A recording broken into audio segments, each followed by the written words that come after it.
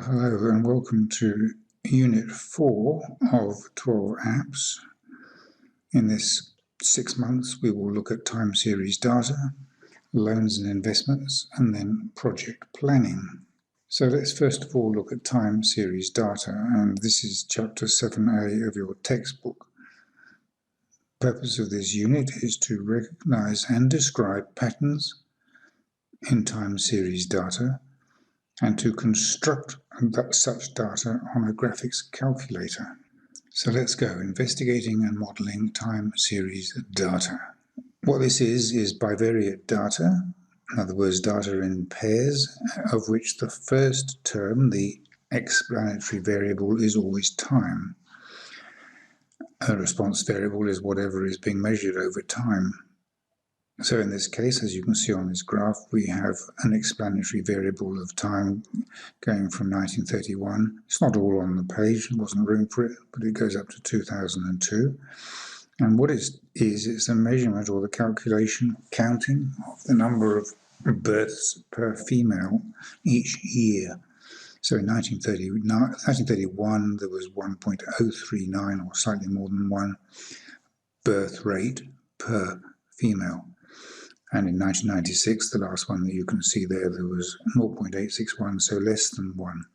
Can you, apart from that, see any patterns in the data? If you look at the numbers carefully, you can see that they start off with 1.039 in 1931, and then go down below 1, and then go back above 1 again in 1940.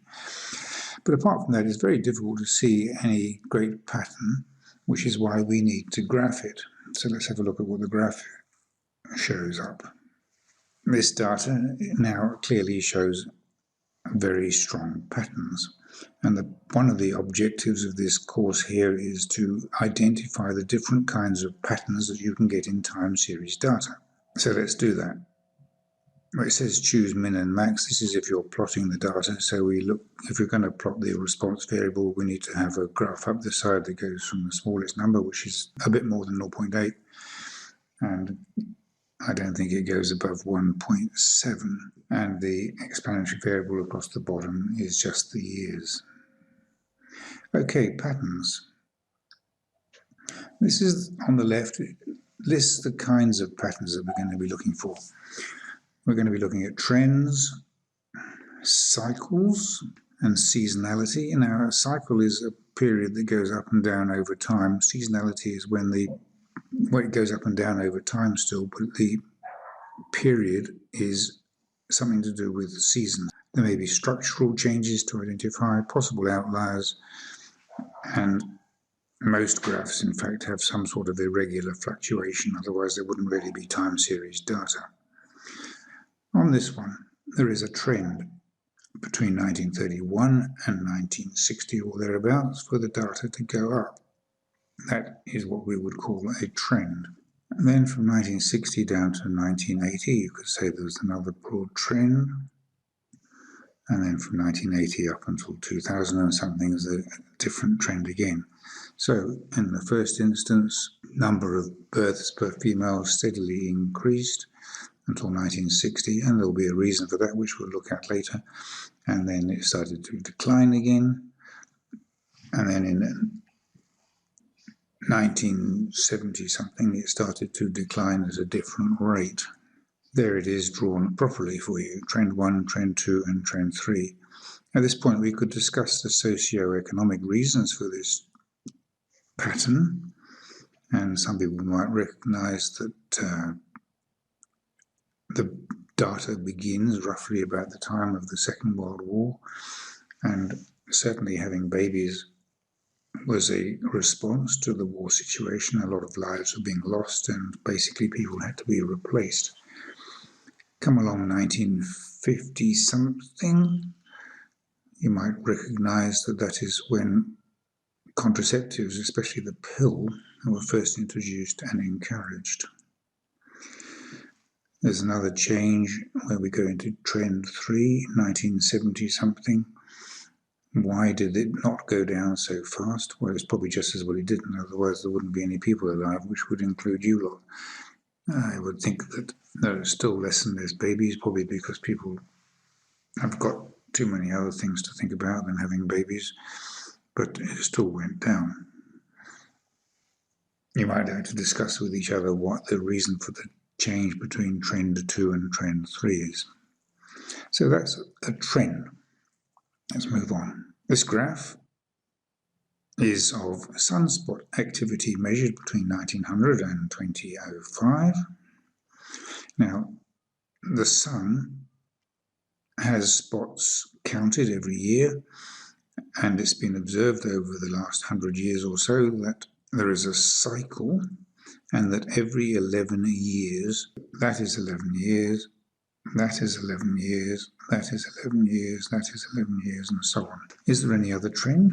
Well, yes, there is. I think you can see that there is a slight increase over time. There are more and more sunspots currently anyway, as time goes by. So there is trend and cycles on that graph. Now this looks like up and down as well, but this is called seasonal because the cycle is connected either with the seasons or some other function, but whatever it is, if the period of the cycle is less than 1 year, that is called seasonal. In this case, there is a data point from March 1980, goes down to June, that's a quarter, so this is quarterly, up to September, up to December, and then another March. So the same as last March, down and then up and then along and then down, down and then up and then up. So there's, to some extent, there is seasonal data. Apparently this is a measurement of hotel room occupancy, and that's why as the seasons go by, there are more people staying perhaps in summer and less people staying in winter. Again, there's an upward trend that shows that in spite of all the seasonal changes, there are also a general increasing trend to use hotels. Another one that we mentioned earlier was structural change. That is when a trend makes a sudden shift and becomes a different trend. So we've got a trend there and a trend there, but in between there is a big change. That's called a structural change. Any time when a trend changes direction is a structural change. This one is, according to the graph, electricity use of a house. So why would there suddenly be a drop in electricity use? Well, maybe the house was sold and bought by people who use less electricity. Who knows? There are two trends and a structural change. Two trends and a structural change. Going back to the first graph, we didn't mention it at the time, but there are two structural changes, one there and one there. Another thing that was mentioned was outliers. Well, that is an outlier, no doubt about that. This is again electricity usage over a fortnight. And why would the electricity suddenly go? Well, maybe there was a power cut, maybe they went away for a couple of days, who knows. Is there any other trend? I would say, and you may disagree, but that is a fairly flat consumption rate, so there's not really a trend there. The last one is in fact probably worth mentioning almost every time.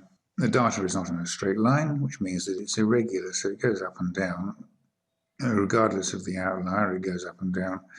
So in most cases, regardless of any other trend or cycle that you can identify, you can also point out that the data is irregular. The other thing we'd like you to be able to do in 7a is enter your data into a graphics calculator. Stat Edit will take you in, and you'll find that your data goes into L1 and L2, which you've done before. Note that time data, which is your horizontal or explanatory variable, has to be recorded as 1, 2, 3. If you're doing the data that was in the very first example, the birth rate, you can't put in 1984, 1985, 1986, you have to put in 1, 2, 3, 4, 5, 6. Otherwise the data won't graph properly. So that's your first step. By the way, this screen is of an older style calculator, but the information is exactly the same for the new calculators. If you want to display your time series data, second function is stat plot, and press enter, and then select as below. So you want to make sure that plot 1 is on, the second of the types of the graph that are shown there. Make sure it's showing L1 and L2, and make sure also that you set your other plots to off. If you want all the points being displayed on the display screen, zoom 9 usually works, but if that doesn't work, press Window. Xmin is the smallest value, which will be 1 usually, and Xmax, however many data points you've got. Ignore X scale 1, always leave it as 1. And your data minimum, or response variable, in this case goes from 0 to 20. X-res 1 is always 1. And if that's worked, to graph your data, press Graph, and that's what kind of thing that you will see.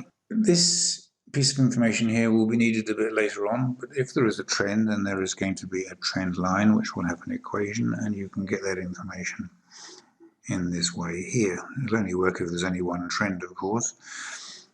And we've done this before, but just to remind you, you want second function catalog and set diagnostics on. You can also do that via the mode button. Once you've done that, Stacked Calc 4 will bring up the linear regression function and display as below. Go down to Store RegEQ, making sure you're showing L1 and L2, by the way.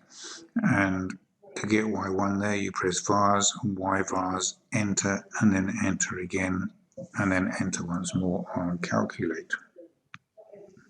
And there's the trend line. As I say, that'll only work if there is only one trend. And that's it. You've done all that before anyway. So at the end of this recording and the end of the exercise, you should be able to say that you can recognize and describe patterns in time series data and also construct time series data on the graphics calculator. In the textbook exercise 7a, questions 1 to 6. The graphics calculator information should also be on Darinet as well.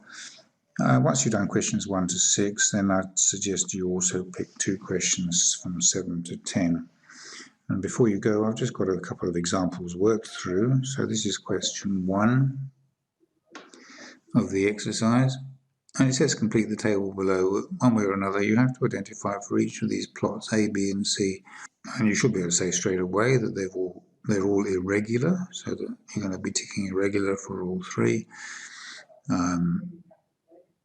Probably, if you look at the trend line, down, flat, no trend there, and a slight upward trend there, so that A has a decreasing trend and C has an increasing trend. And if you're looking carefully, you might identify the outlier in plot C. Otherwise, there's not much else to say. If there's no trend, you should say no trend, by the way. But there's no cycles and no seasonality. Let's try another one. Again, all have irregular data. They're not perfect patterns. Again, that's got a slightly decreasing trend. That's got a slightly increasing trend. They all seem to have some sort of cyclical appearance to them. You have to look carefully and see what the period is. This one, if you go down there, draw a line down there, you can see where the years are. I'm not doing this very straight, but that doesn't matter. If the pattern is more or less the same in each of those bands, then you certainly have some kind of cyclical function. If the pattern repeats itself after 1 year, which in this case it does, then that's be seasonal. The second one is cyclical because the interval of the pattern repeating is more than a year. That is more than a year, that is more than a year, and that is more than a year. And the third one is seasonal again, although they're not the 4 seasons, maybe there's 5 seasonal points there. But that's still seasonal because it's less than 1 year. Last one I'm going to go through now. A and C have got irregularity, but B does not. Irregular fluctuations. A has a trend down and then another trend up and a structural change in the middle. And C is another seasonal one, as the cycle is 1 year. Exactly. And that's it.